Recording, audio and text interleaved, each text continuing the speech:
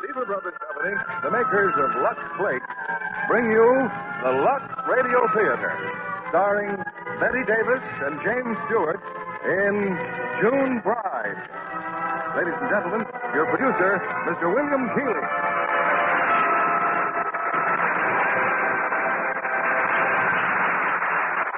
Greetings from Hollywood, ladies and gentlemen. We're both proud and happy here in the Lux Radio Theatre this evening. Proud because this is the opening of the most promising season we've ever had. And happy because we can sincerely welcome you back as old friends. In honor of this special occasion, we present two stars whose names carry the enchantment of great theater, Bette Davis and James Stewart. And they star in a comedy that has delighted screen audiences all over the country. It's the Warner Brothers hit, June Bride. Of course, a title like June Bride calls up thoughts of orange blossoms and romance. But modern brides must be homemakers, too. Here's the first act of June Bride, starring James Stewart as Carey Jackson and Bette Davis as Linda Gilman.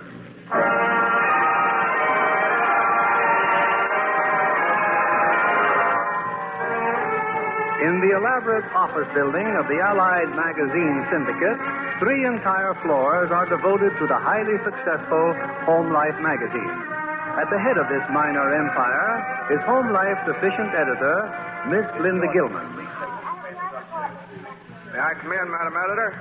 Carey, it's you. You're back. Hello. Oh, well, a great, big, enthusiastic hello to you, too. What? How have you been, Linda? Reasonably well, considering I haven't had you around for the past 3 years. That long, huh? Yes, the last time I saw you, we had lunch at Marcel's. That was August 12th, 1946. We were supposed to dine at Caesar's, only you went to Berlin instead. I might have known you'd remember. By the way, our date is off, isn't it? When I didn't hear from you for 3 years, I leaped to that conclusion. You heel. Oh, no. Don't be like that. All right, anyway. Anyway, you're not really a heel. You just give that impression. What do you want? Well, can't I stop in and say hello without being suspected? Carey, you're being very charming, very reasonable, and very boyish. Unless you've changed, that means you're about to drink somebody's blood. Probably mine. Look, I've just been up to see the boss. He fired me. Really? And here I was thinking he couldn't read. Oh, you're sweet. Now, anyhow, he hired me back again. He can't read. You know who my new editor is? No, who? You. Oh, no. He wouldn't do that. He's already done it. He signed me to the Home Life in America series. Over my dead... No, this isn't very flattering, you know. After all, I'm still pretty handy with a typewriter. I'm gay. I'm lovable. I've got nice teeth. What else do you want? I'll be as tactful as possible, Carey. I don't want you around. Grudge nurser. No, nothing personal. You're a fine fellow, but I won't have you on my magazine. Why not? You're a foreign correspondent, Carey. You're used to exciting, important stories.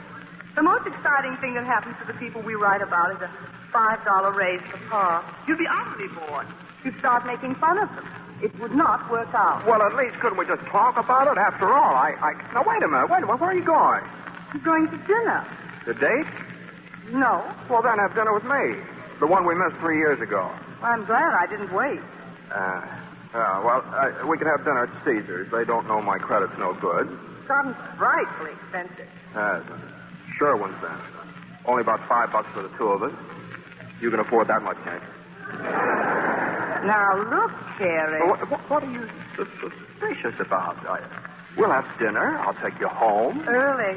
It's a very busy day tomorrow. I'm going to Indiana. Oh, yes, Indiana. My first assignment, huh? You? Indiana? Don't be ridiculous.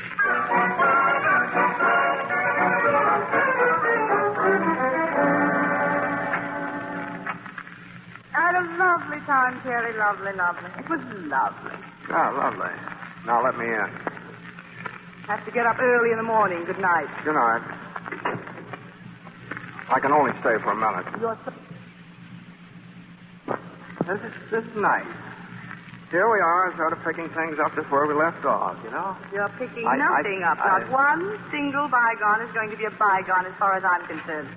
Stop turning the lights out. Look, now, if you're still sore about me walking out on you 3 years ago, I can explain. I am definitely not interested. Much. You were pretty ambitious in those days, Linda. I still am. I knew exactly what you wanted, where you were going, how to get it. I sound like a subway. Stop creeping up on me. Well, anyway, that day I left you after we had lunch together, well, I started looking in store windows. Suddenly I had a terrible realization. That you'd forgotten to borrow taxi fare from me? No. I found myself looking at furniture, household furniture, bedroom suites, $2 down, 1,567 weeks to pay.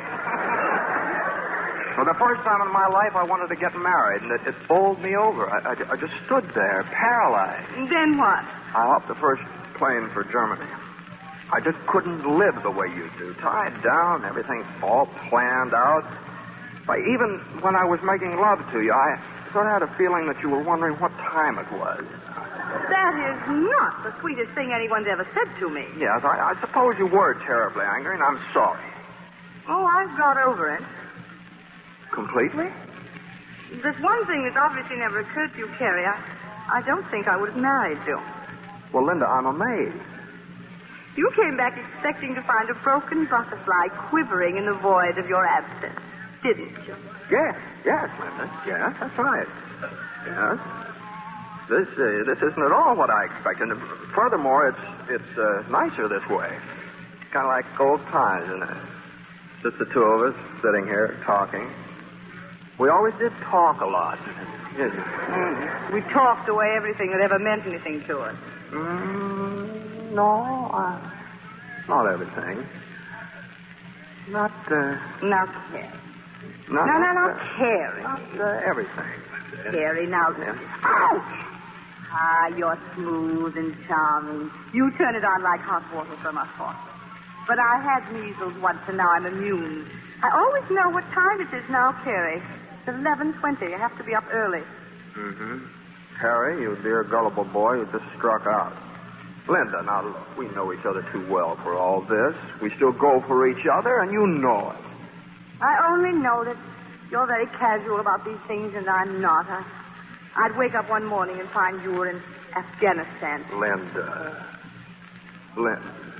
All right, I'll go. Quietly and sadly into the night went fun-loving Carey Jackson, the schmo of the week. I almost forgot the job on your magazine. Do I get it? Yes. Goody. On certain conditions. I'm editor. I'm running Home Life magazine. That means you'll have to take orders from me. A pleasure, boss. And you'll have to forget I'm a woman. Well, I'll try. Linda Gilman is not a woman. Linda Gilman is not a woman. Here, have a cigar. Hey, thanks. I'll smoke it after breakfast. See you at the office, Carey.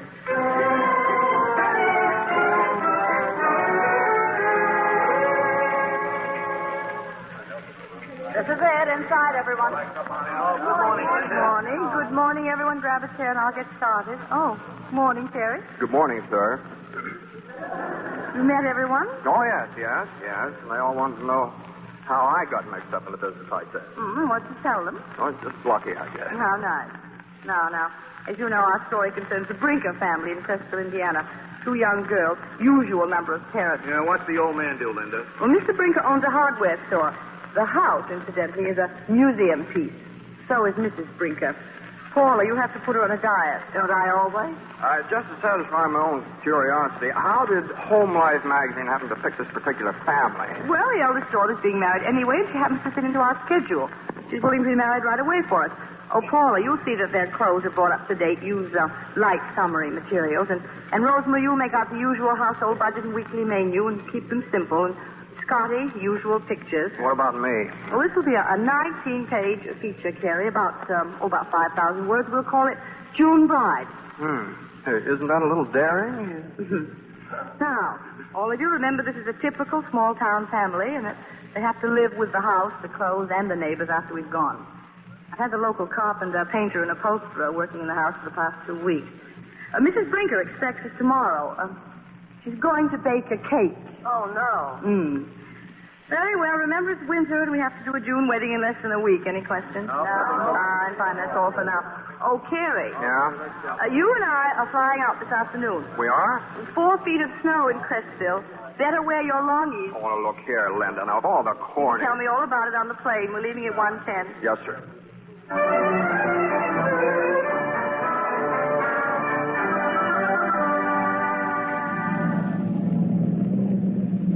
Well, at least I have a rough idea of what we'll do with the Brinkers' house. I wish I had a rough idea of what I was going to use for a story. You have your story. 19-year-old girl marries boy next door. It's America's best.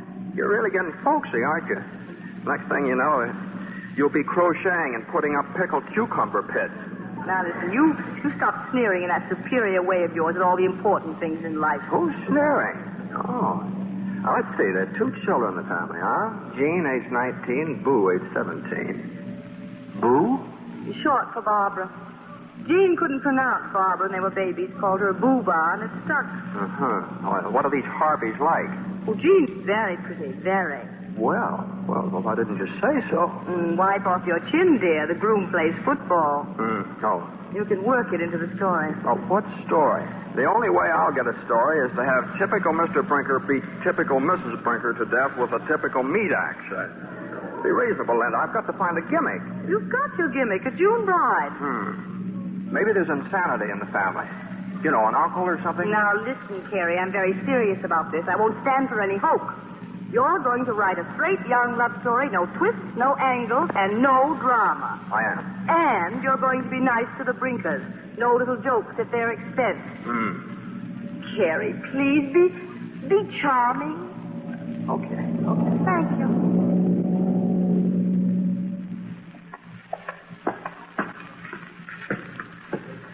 Well, here's the house.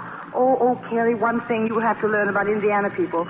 They don't talk a great deal unless it's important. Well, I know why. They're afraid if they open their mouths, they'll freeze their teeth. I've never been so cold in my life. Quiet.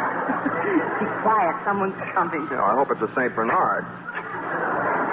Yes? Well, it is a St. Bernard. Here. Well, my dear Mrs. Brinker, I would have known you anyway. It was very nice to see you. And how are the children, Miss Brinker?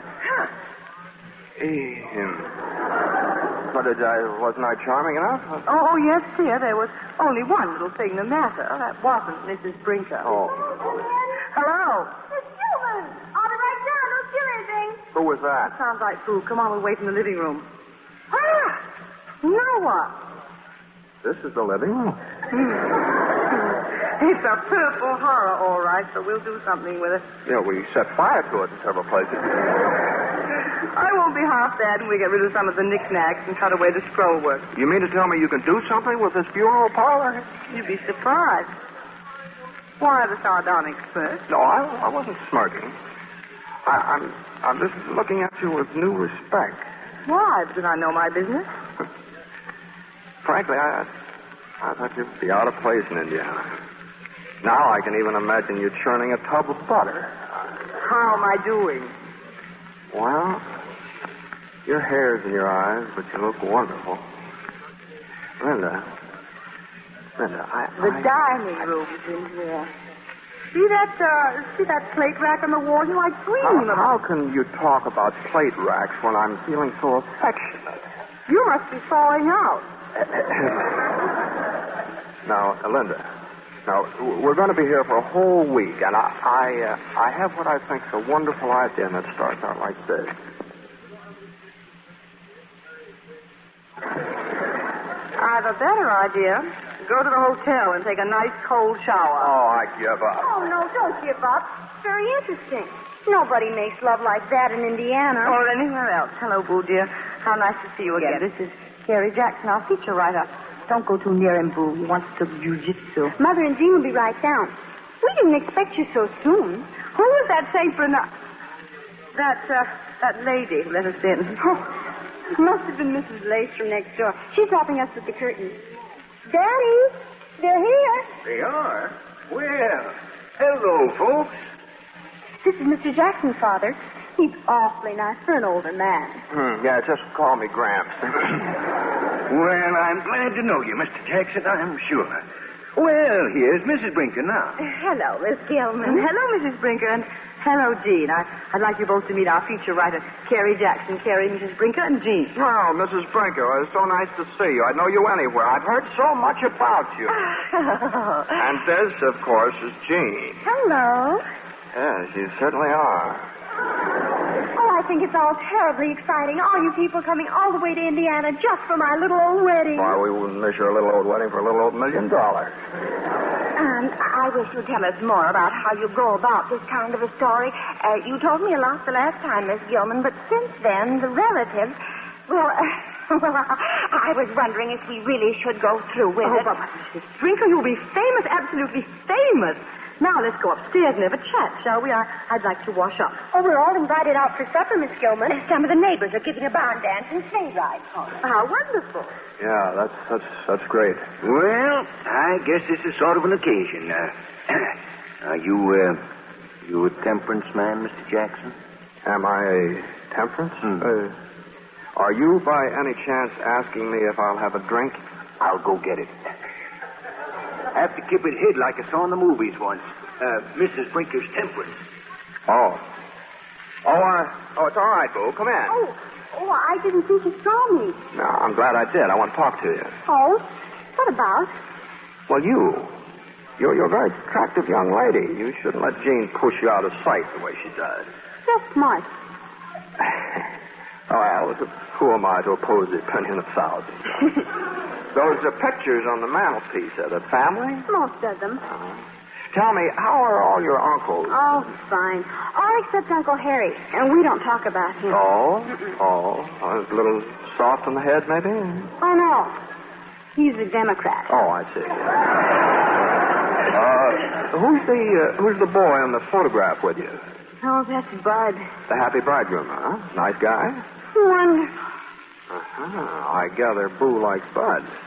Uh-huh. Does he know? It wouldn't make any difference. Oh, now you mustn't underestimate yourself. No, I just haven't got sock.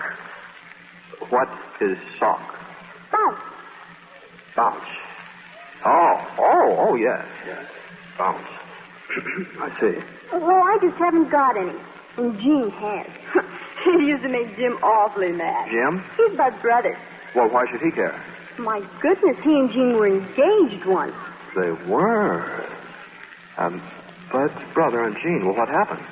Well, Jim stayed in the Army after the war. He was stationed in Chicago. Well, he doesn't get home very often, and, well, I don't know. I guess Jean just likes attention. I see. So Jean took up with Bud, leaving Jim out in the cold, and you, too. And the wedding's only a few days off, and you'll all live unhappily ever after. Boy, what an angle. Angle? What would happen if Jim came home before the wedding? Oh, probably cause an awful lot of trouble. It would? But I'd like it. You'd like it, and I'd have something to write about. Let me see. I could tell the public relations officer in Chicago to use the hallowed name of Home Life magazine, get Jim ordered back here. Now, who's the public relations officer in Chicago? Lynn, that's Major Howard Lynn. He'd do it all right, too. Oh, that's wonderful. Let's call him right now, Mr. Jackson. No, forget it. But why? That determined young lady upstairs would serve my head on a platter with an apple in my mouth. Oh, probably would cause an awful lot of trouble. But... Mr. Jackson, Papa and I are going to make some beautiful music. You better chew a clove for an encore. You better go upstairs. I will. But first I've got a phone call to make. Operator. I want to make a long-distance call. I want to speak to Major Howard Lynn at the Army base in Chicago. 1 moment, please. Oh, my gosh. Oh, my gosh.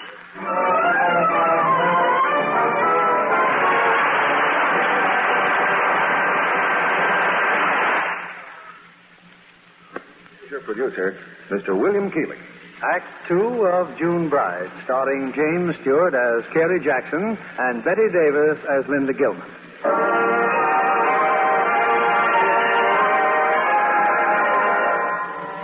Well, it's a few minutes later. Miss Boo Brinker has completed her phone call to Chicago, and there at an Army base... You heard me, Mitchell. Those are orders. You mean I have to go, Major Lynn? Are you kidding? A week's furlough, home? Well, you don't understand, sir. My brother's getting married. Well? Well, he's marrying my best girl. At least she was. Oh. Well, never mind. Home Life magazine wants you there. Report to a guy at the Brinker house named Jackson. Yes, sir. And in the Brinker house, only Boo knows that Jim is on his way home. Upstairs, Linda Gilman is chatting with the bride-to-be, while down in the pantry, Carey Jackson is about to experience an unexpected sample of Indiana hospitality. You've got to keep this jug hid outside, Mr. Jackson. Mrs. Brinker's very temperance. Keeps putting the cork back in. Oh, I see. I gather that makes a difference, Mr. Brinker. Well, it don't ferment if you keep the cork in. Uh-huh. What is it? Cider. Apple cider. Yeah, you devil. Well, here you are, Mr. Jackson. Thanks.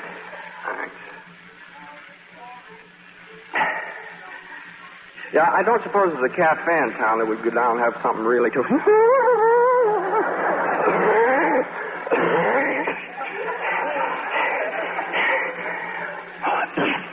Holy smokes, a cider? Well, I guess it's a little strong. That freezing don't leave much but pure alcohol. Don't light any matches, shall we? Apples. Those are just the plain apples? No? Well, they're pippins. I see. You know, I've bitten into many an apple, Mr. Brinken, but this is the first time I've ever had one bite back at me. Well, how about another little snort, eh? What do you say? How could I refuse, dear? Just apples. Just plain little old apples. Can I help you unpack or something, Miss Gilman? Oh, no, thank you very much. Tell me something, Jean. Are you happy? Oh, I guess I am. One thing's certain, I'm not going to be lonely anymore. Lonely? Oh, I was last summer. Nobody left in town. I'll say I was lonely. Then Bud came along. And I grabbed him. Now I'll ask you a question. Why aren't you married? Mostly because I wasn't asked. Why did you ask him? Boo. Oh, now, really? Yes, Boo, now, really. You were listening in the hall again. Well, it's the only way I ever get to hear anything. Well, I think I'll change. Did you press my red dress? I put it on your bed. Was it Mr. Jackson? The man you didn't ask? Who is interviewing who around here? Excited about the wedding, Boo? I think it stinks. You do? Why? I don't think I'll tell you. You're being very cryptic, Boo. Don't you like me? Oh, yes, very much. Do what I want to be, Miss Gilman. You're so sure of yourself. I am. And you're chick but deaf. As for me, well, I send away for the patterns and make the dresses exactly the way they say. But something just happens when I get through. Not chick. I guess it's just me.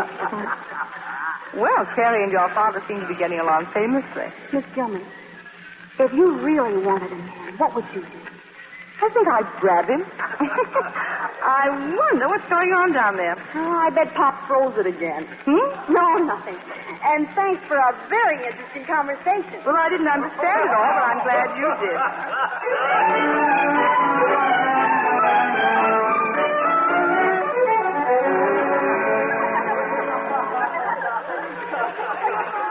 Your eyes are actually opening, Carey. Oh, I've been thrown away. Feeling better? Where am I? What's all this? We're in a sleigh on our way home from a barn dance. A barn dance? Have I been to a barn dance? That you have. He had a jug. Mr. Brinker had a jug, and he claimed he made the stuff out of apples, just little green-type apples. And time stood still. I don't remember a thing. What's more, I don't want to. Who are the giddy juveniles? What? Oh, they're going home from the barn dance, too, where they're chaperones. And here's where they all get off. If you want to get up, Carrie, I'll just have to blow you a kiss. Huh? And don't forget Friday. You promised, Carrie. I did? Oh, sure. All right, yes. Who's that? Sally? Good night, honey. Good night, honey. Yes. I must have had a wonderful time tonight. Yes, you did. Wonderful. Just what kind of a wonderful time did I have? Wonderful. One by one, you promised every girl in Crestville High to help her with her homework. Oh, no. It seems you're an expert on multiplication. And then? And then you went to sleep. Not a moment too soon. You look very nice when you're asleep, Carrie. Very young and very innocent. Astonishing. You know, you're mellowing. I think I'll help you with your homework right now. No, Carrie, no. Apparently you've never walked home from a sleigh ride. Well, I advise against it. You know, the woods, it's bitter cold, and the woods are teeming with wolves. Oh, well, that settles it. Then I'm much too young to die, and besides, you're very comfortable. Sort of like an old shoe. Gee, your cheek's cold. Getting warmer by the second. You know, I'm beginning to like Crestville. All of a sudden, I kind of think I could settle down, too. I get a job in New York, stay put. I could even grow roses on Sunday if that's what you want. Could you really? No. As for me, I guess I'd look pretty silly following you all over Europe, carrying your suitcases, a respectable 2 paces behind, speaking only when spoken to.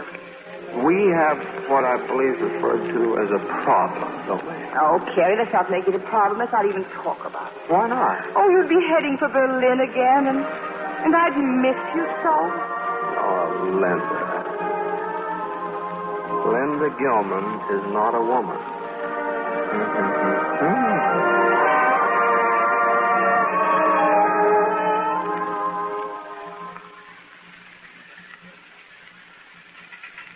Good morning. How do you feel? Wonderful. Hey, you're just in time. How do you spell idyllic?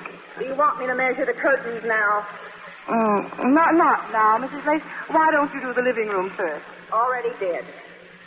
We're making new drapes. That's nice. How's the story going? It isn't. There are too many characters, I think. Mrs. Lace, are you sure you've got the right measurements for the living room curtains? All right. I'll measure them again. Mind if I read over your shoulder? You can just call me when you're through smooching. You should read over my shoulder more often.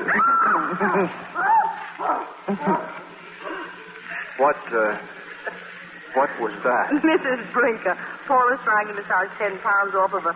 Paula has muscles like a stevedore. When did Paula get here? Oh, Stop arrived a while ago. I didn't let them disturb you. Hey, Linda, where are you? I thought I was supposed to take some pictures. Be with you in a minute, Stop. I'm supposed to teach Mrs. Brinker how to make a cheese souffle and other goodies, right? Yeah. Hi, Carrie. Hi. You seen that stove in there? That's not a stove. It's a locomotive boiler. You don't need a cook, Linda. You need Casey Joe. Well, do the best you can. And when you finish in the kitchen, I want you to help me cut the living room sofa in half. Look, how about sending Jean down here? I need some vital statistics, you know? I know. But Paula will do all the necessary measuring. Okay, I'm no good. I kill myself. Satisfied? Jean's taking a bath. But, well, why don't I just go right up? Carrie, see who's at the door with you. I'll send the bride down when she's through.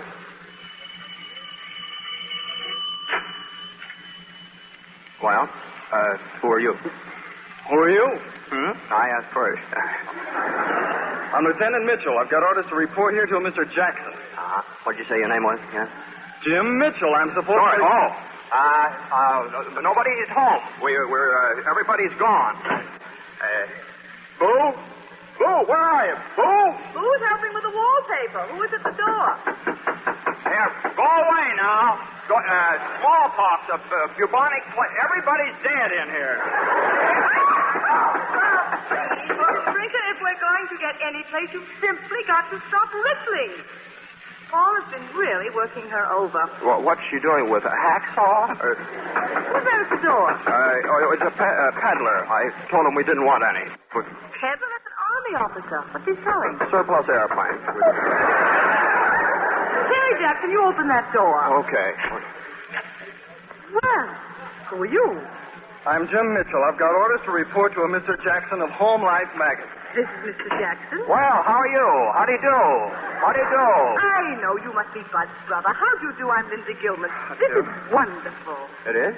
The wedding would not be complete without you, Lieutenant. Linda, I think maybe there's something you ought to know about this. Your family and the Briggers make such a Miss delight. Gilman, excuse me for interrupting, but I've been deliberately trying to avoid being It's about him and Jean. Well, what about them? Jean. Well, hello. Hello? What are you doing here? I'm home. You are? Yeah? I thought you were still in Chicago. No, I'm home. These two young people were engaged at one time. Harry? You see, it seemed like a very good idea at the time, but then I dropped it, definitely. I thought that... I might have known you'd do something like this. If we're going to do something about that sofa, I'll need a saw. You see a saw I around here? hope you'll be very happy, Jean. I am already. I'm delighted to see that you're both intelligent young people. Oh, you needn't worry, Miss Gilman. I'm going to be very happy with Bud. He appreciates me. He wouldn't go off and leave me. Now, look, I've told you 1,000 times. And if you think I'm going to wait until I'm practically an old maid to get married, you're very much mistaken. Well, that's kind of nasty talk we like to hear. Listen, Mr. Jackson. Mr. Jackson, this is pretty rough. If you don't mind, I'd like to stay away until after the wedding's over. Anything you say, old man. So long, Miss Gilman. Good night, Jean. For a moment there, I thought we were in trouble. I mean, about the story, I mean. Well, no harm done. What's the matter with her? Nothing. She's just so happy. Jim, wait for me. No harm. The whole June issue of Home Life magazine has just gone out that door. Now, wait a minute before you flip your lid. Now, there's another angle to this. Angle. That's all you think about. I have 5 million readers waiting for the wedding of Jean and Bud. And suddenly all I have left is an angle. What are you going to do? Try and persuade those two to be sensible, and I'd better succeed. If you know what I mean.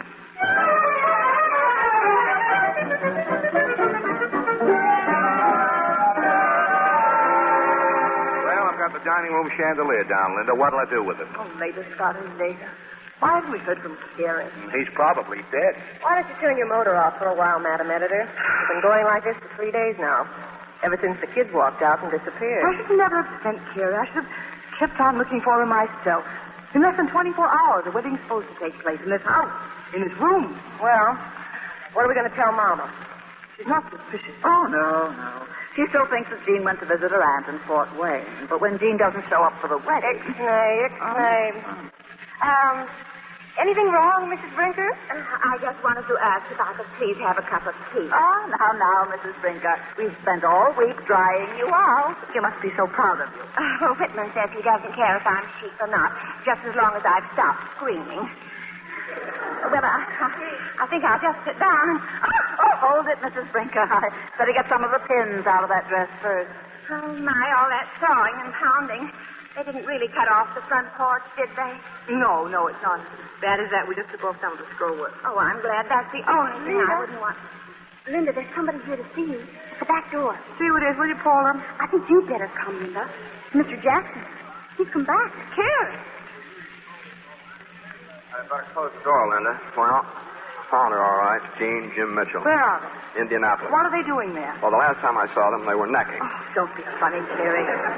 Why didn't you stay with them? Well, it felt a little out of place on a honeymoon. See, they're married. Married? Well, does it? All right, Carey, you'd better go inside and tell Mrs. Brinker. Well, you're not going through with the story? There isn't any story now, obviously. We'll leave tomorrow afternoon, do a quickie in New York. I can't leave this house in a mess. Oh, wait a minute. Before you give up. Now, I started this thing for a particular reason. I am trying to be very patient with you, Carey. Now, don't you think you're just taking this thing a little too seriously? Seriously? I'm 2 days away from my deadline. We've already plated up over 6 pages of pictures, 1,000 words of copy, and here I am without a story. You've got the best story of your life. A real story about human beings. It isn't finished yet. But if you're girding up your loins to fire me, go ahead. Get it over with. That's your usual reaction to a crisis, isn't it? Simply walk away and let someone else clean up the mess you've made. I'm just trying to get out from underneath of this labor versus management relationship of ours. Every time I get affectionate with you, I feel as though I'm snuggling up to the Taft-Hartley bill. Well, you needn't be troubled by it any longer. You are fired. Okay, now, what about us? Everything is finished here, Carey, including us. Very easy for you, isn't it? A little soft music, a kiss or two, a wave of the hand, exit Carey Jackson. Well, I feel so sorry for you, and you're so sweet and so patient and so utterly dependable. And here I am being cruel to you on a flimsy pretext. You've just ruined everything we've done here. Oh, don't give me that. You're not firing me because Jean Brinker ran off with a man that she should have married in the first place. It's because you're madly in love with me, and to you, that's a sign of weakness. You are incredible.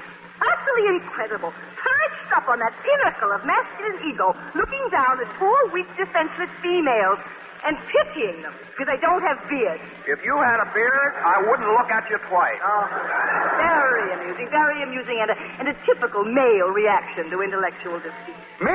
Intellectually defeated? Of course, I run that attitude before every woman does the minute she starts to make a career for herself. Get back to the kitchen, Mother. It's a man's world. All I want to do is to find out where I stand with you, and all of a sudden I'm knee-deep in the battle of the sexes. What is this? Carey, right from the beginning, you have refused to follow instructions because I am a woman and not to be taken seriously. This whole trip has been one big hilarious joke to you.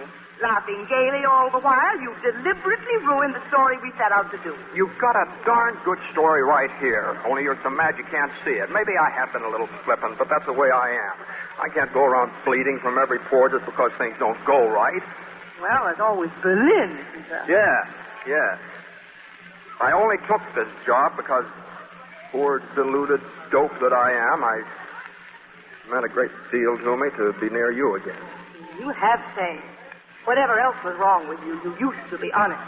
I came back looking for you. All right, the next time, you look for me. And one more thing. What? Give me back my cigar.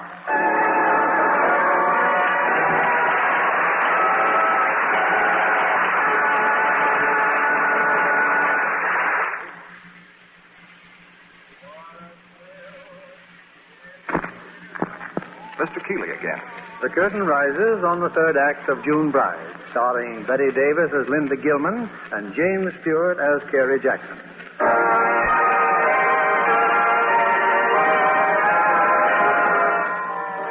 Linda Gilman's June Bride has turned into a January bride, thanks, she believes, to Carey Jackson.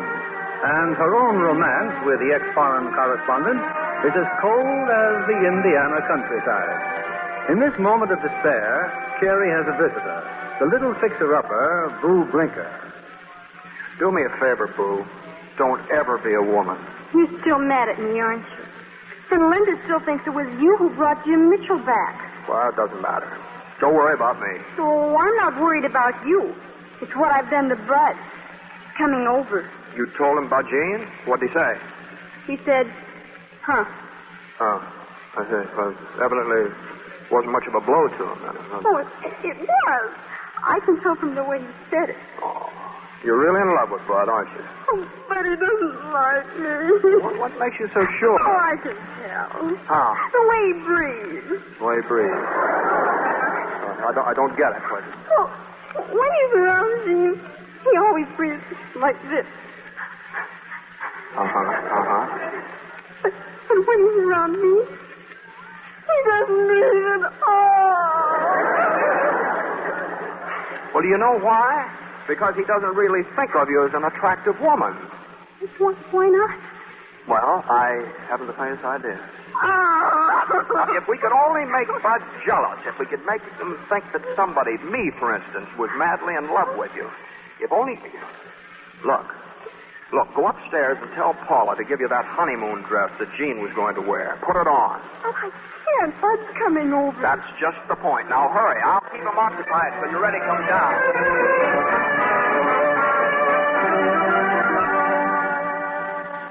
Where is she? Where's Boo? What's she want? Sit down, Bud. Here, have a chair. Have half a sofa.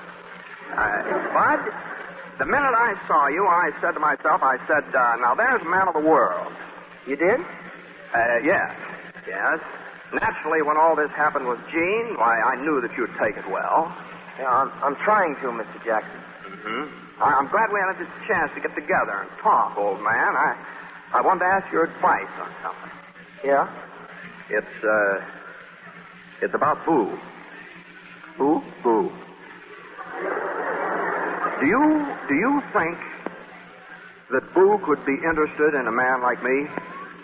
Huh? I refer to marriage, of course. Boo? Boo. See, since I've been here, I've become very fond of her. Boo? I must say I admire your ability to carry on a conversation with a very few simple little words. Well, a lot's happened to me today, Mr. Jackson. I just can't seem to catch up. Let me get this straight. You want to marry Boo? If she'll have me. But you're too old for her. She's just a kid. Boo's blossoming. She's becoming a very attractive woman. I don't know whether you've noticed. Oh, that isn't the point. You just don't think of Boo as anybody's wife. I do. I can see her in a wedding dress right now. As a matter of fact, I can... Oh, Boo! Well, how nice you look. Thank you. Yeah, swell. I can't tell you how sorry I am, Bud, about Jean. Oh, forget it. You have such a noble character. See, look, Mr. Johnson. You're the only man I know that treats me like a woman. Now, that's because I know that you have the makings of a first-class wife. Hey, now wait a minute. What's on your mind, Bud? You take your hands off her. She's not your kind of girl. Oh, what kind of girl is she? I've watched Boo ever since she could walk. She doesn't need you. Well, it's still a free country, you know. Still a free country. How about a little kiss, baby? What? What a woman. I'll be seeing you, Bud. What's been going on with you and him, anyhow? Does your father know that a man that's practically old enough to be your mother is making passes at you? Mr. Jackson's awful nice. And he says the most exciting things. Now, you listen to me, Boo Brinker. I don't like what's been going around, and I don't like... What's the matter? It's you. You look different. I do? I mean, do I? Yeah, a little bit as though you kind of... Yeah, you sure do. Huh? You're blossoming. You're becoming a very attractive girl. I am? Were you going to say something else? No. Oh. Hey, how come you're leaning on me? Your back tired? I beg your pardon. Beg my pardon? Ooh, do you like me as much as Mr. Jackson? More. Huh? I guess I always have. You're so strong. I love strong men. They're so strong. Boo, I know I'm not much, but we've always gotten along so well together and everything. Yes? Well, what I want to ask you is to marry. Marry you? Yeah, now, right away. Only after what's happened, after Jean and all, I don't blame you for saying no. Well, who said no? You mean you... Oh, swell. Swell. Oh, but what goes on? Oh, Linda, we're going to get married. Yeah, and right away. If other people can get married, so can other people. Married? Married, you are. You won't change your mind. Stay right here. Don't go away. For heaven's sake, don't move. Paula's got Rose Rosemary, come here quickly. Yeah? Scott, unpack everything. Set up your cameras. Paul and Rosemary, you're to help me tell Mrs. Brinker. What happened? The wedding is going to take place right on schedule, except that the bride is Boo. And who's the lucky man? Not that it matters. Behold, the bridegroom cometh. Him?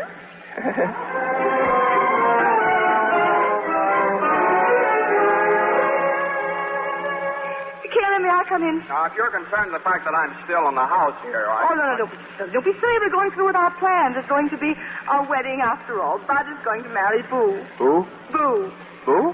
I thought you'd be surprised. I'm astounded. I'm astounded. Yeah, so we can go back to work then. Well, you fired me. I'm unfiring you. Why? Oh, for heaven's sake, Carey, we have a wedding to run off and not very much time to do it in. I just can't get another writer at this late date. Here, this for you, the story. Oh, but Carey, none of this is any good now. We have to get completely new material. How Bud and Boo grew up together, how they discovered each other only because we came into their lives. That's the lead. Sound all right? Yeah, very good. Get started on it right away. It'll be here when you want it.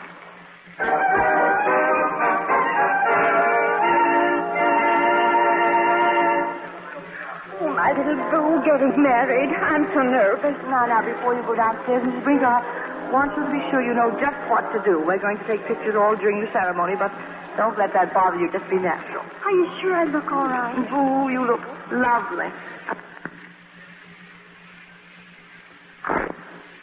The wedding march. Your cue to go down, Mrs. Brinker. Oh, don't cry, Mama. I'm just getting married. Boo, after the ceremony, remember that you and Bud are in the reception line. Oh, we'll be there. And just be sure to speak all the names loudly and clearly so that Mr. Jackson can take them down for the picture caption. Mr. Jackson? But he isn't here. What do you mean? I guess you've been too busy to notice. He left last night. That? He even called me from New York this morning to wish me good luck. You didn't know? No. Well, this is hardly your problem, Boo. Good luck to you.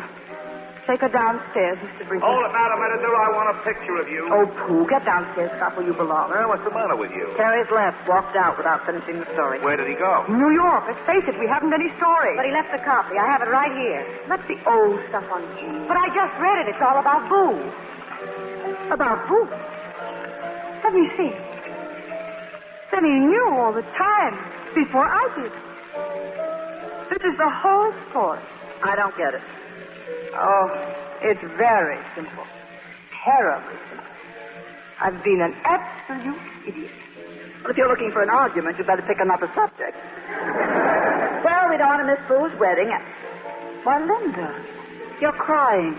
I'm not crying. It's not dignified. Oh, by all means, keep your dignity, Madam Editor. Personally, on these cold wintry nights, I like a nice warm back to put my feet on. Shall we go down? Yes.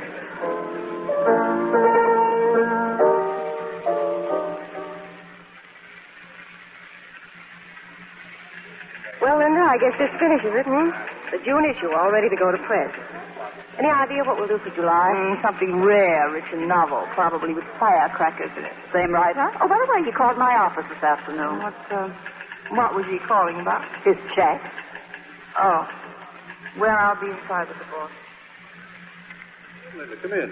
What is that untidy object you're clutching? Our June issue calls a dummy copy. I need your okay before it goes to the printer. Sit down. Carson, you have 3 months in which to find a new editor for Home Life. Resigning you? Mm-hmm. Oh, well, if you've had a better offer, I'm sure. No, it's just that I'm tired of being a brick wall covered with roses. Now on it, lavender and old lace for Linda Gilman. With slippers and a pipe for Carey Jackson? If I can find it. I take it he's not aware of the bliss in store for him. No. You seen him? Mm-hmm. He been in? Constantly. Personally, I think he's just been waiting for you to come back. Oh, yes, I can imagine. Well, why don't you ask him? Go on, open that door. You trying to tell me that... Then I'll open the door. Hi. Carey. Yeah? I'm terribly sorry, Carey. I was all wrong about you. You always have been. I only have 2 more issues to get out. I'll be free after that. You need a rest. I was thinking maybe next month we do the story of Jean and Jim, the newlyweds in Chicago. Have a good time. No, I meant all of it. No, not me. No, be doing something else. I'm leaving. As a matter of fact, I just stopped in now to say goodbye to Carl. See my suitcases. No. It's a beautiful wedding, dear. Everyone was very happy, except me. I cried. I cried for a long time. I haven't done that in years. Hay fever? Oh, Carey, don't make jokes. Don't shut me out. Well, what do you expect? You had me on a merry-go-round all week. Go away, Carey. Come back, Carey. I never knew whether you were going to kiss me or kick me. Well, you want me to tell you? No, now, don't get provocative. And stop turning off the lights. We've been through all that. Oh, Carey, you know very well we're perfectly mated. After all, we're of opposite sexes.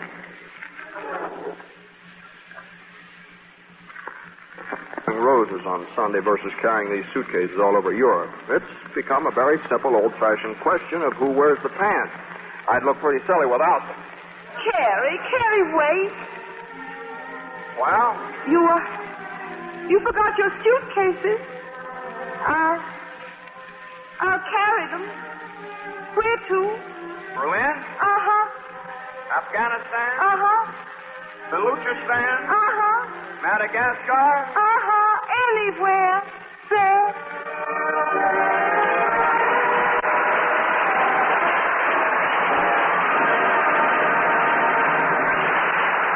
Before our stars return to their curtain calls, I'd like to make a suggestion to the ladies. Wonderful opening night in the Lux Radio Theatre. And here are the two stars who made it so, Bette Davis and James Stewart.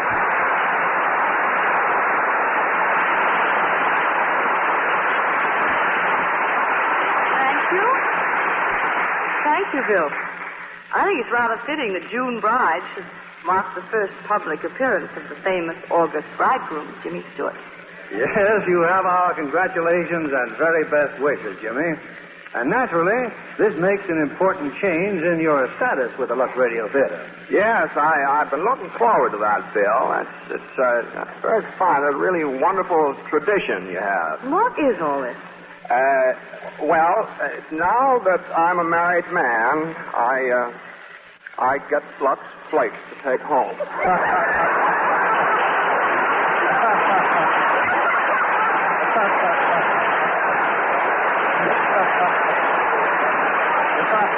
Yes, and married women also qualify, Betty. We're sending some along for your home, too. Incidentally, I've heard some wonderful reports at Warner Brothers about your new picture, Beyond the Forest. Thank you. And now I suppose you're planning a vacation. Another picture as soon as I find a script. In the meantime, I'm indulging in the beach at Laguna. Well, if you notice a hollow in the sand, that's where I've been lying all summer. Well, I hope you spent some time getting shows lined up for the fall, Bill. Yes, some attractions I know our audience will like. There's one next week. It's Paramount's exciting hit, Saigon. And starring in it, we'll have John Lund and Elizabeth Scott. This is a rapid-fire drama of adventure in the Far East. A full order of thrills and chills for next Monday night. I know you'll have a wonderful season in the Lux Radio Theatre, Bill. Good night. Good night. Good night, and thank you both.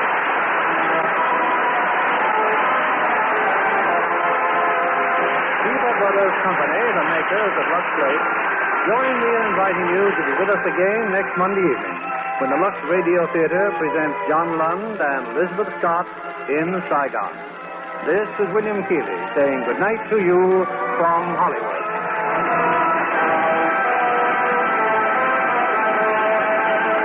Our play was adapted by S.H. Barnett, and our music was directed